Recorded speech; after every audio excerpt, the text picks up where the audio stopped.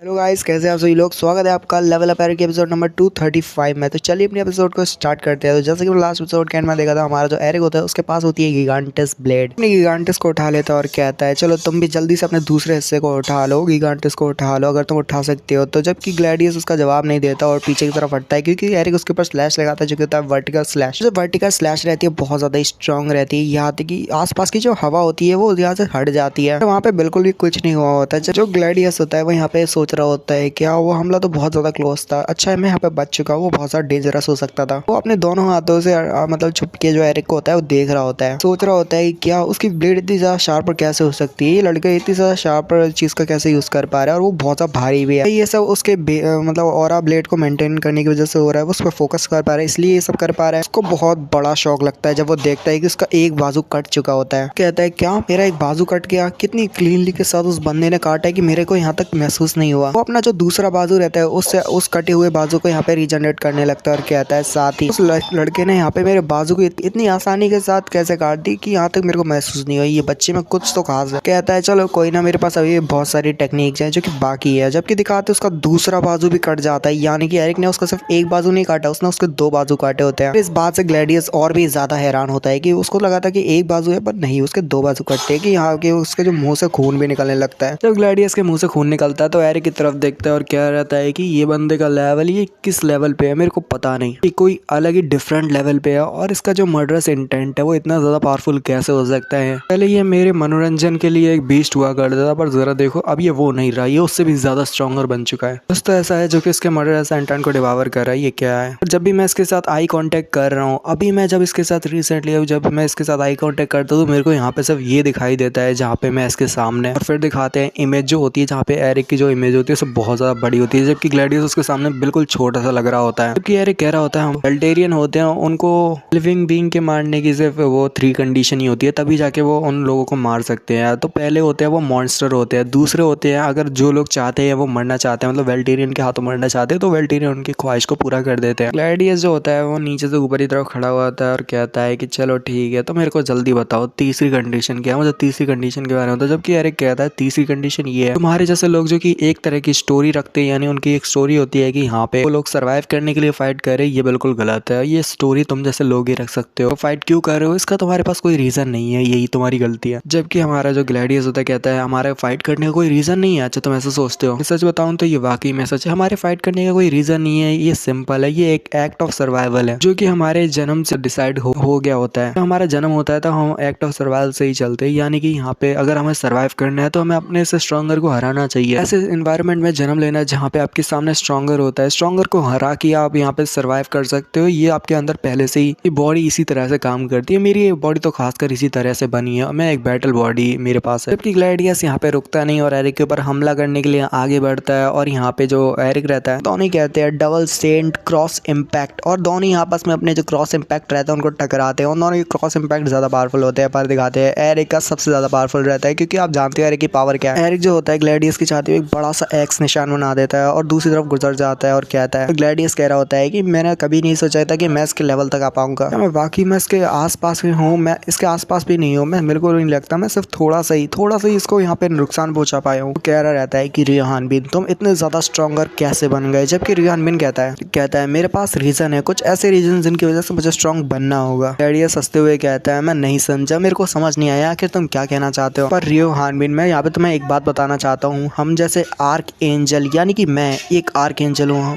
जो arc angel होते हैं वो इजीली अपने आप को रीजनरेट कर सकते हैं, एंडलेसली रीजनरेट कर सकते हैं, और इसीलिए वो बहुत ज्यादा पावरफुल होते हैं। इसी वजह से क्योंकि मैं यहाँ पे मर तो नहीं सकता, पर मैं यहाँ पे जानता हूँ कि तुम सबसे ज्यादा स्ट्रॉन्गर हो, तो मेरे से पावरफुल हो, तो चलो मेरे यहाँ पे जो हॉलो है उसको यहाँ पे डिस्ट्रॉय कर दो पूरी तरह से, जो मेरी मेन कोर है उसको यहाँ पे डिस्ट्रॉय कर दो, मेरे को मार डालो, क्योंकि जो वीकलिंग होते हैं वो डिजर्व करते हैं यहाँ पे मरना, वो सर्वाइव करना डिजर्व ही नहीं करते। यार कहता है अभी भी तुम यही सोचते हो, बस एक एक्सक्यूज है, ठीक है, हमारे जैसे लोगों का ये एक्सक्यूज है जिनके अंदर जिन लोगों में सर्वाइव करने की हिम्मत की कमी है। अचानक से वहाँ पे एक वो होता है रिंग टाइप का बनता है, उस रिंग से यहाँ पे वही स्नो निकल के आती है, वो जो स्नो होती है बहुत ज्यादा ही जल्दी आती है। अरे कहता है चलो स्नो साइड में हट जाओ क्योंकि ग्लैडियस मरेगा। जबकि ग्लैडियस कह रहा होता है कि देखो मैंने कहा ना ये मेरी फाइट है, तो इसमें दखल अंदाजी मत करो, स्नो इंटरफेयर मत करो। अचानक से दिखाते हैं वहाँ पे वो बोलती है आई एम टेस्ट सब्जेक्ट 20991, मैं कोई स्नो नहीं हूँ, तो मुझे स्नो बुलाना बंद करो। जबकि यहाँ पे ग्लैडियस गुस्सा होता है, वो बोलता है कि चलो हट जाओ यहाँ से। पीछे से हमारा बिशप भी निकलता है और कहता है रियो हानबिन फाइनली आज तुम यहाँ पे मर के रहोगे, तो मैं दोबारा से मार डालूंगा, इस बार तो तुम्हें पक्का मार दूंगा। डिफेक्टिव प्रोडक्ट आसानी के साथ जो हमारा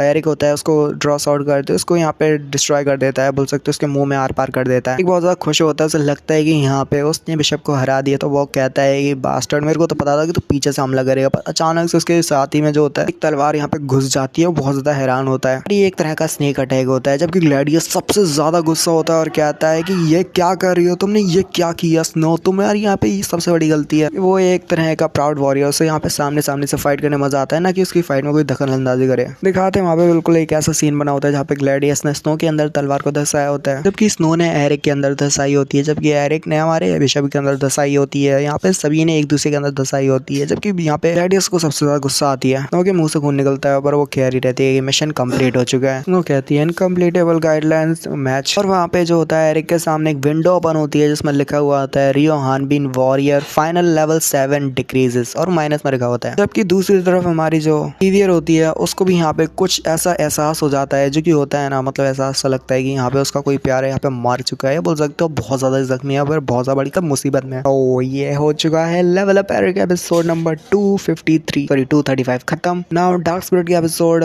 मैं डेली संडे को डालने का कोशिश करूंगा। संडे को डेली नहीं, सॉरी डेली गलती से निकल गया, पर संडे को आया करेगा। मिलते हैं अगली वीडियो में। Good bye.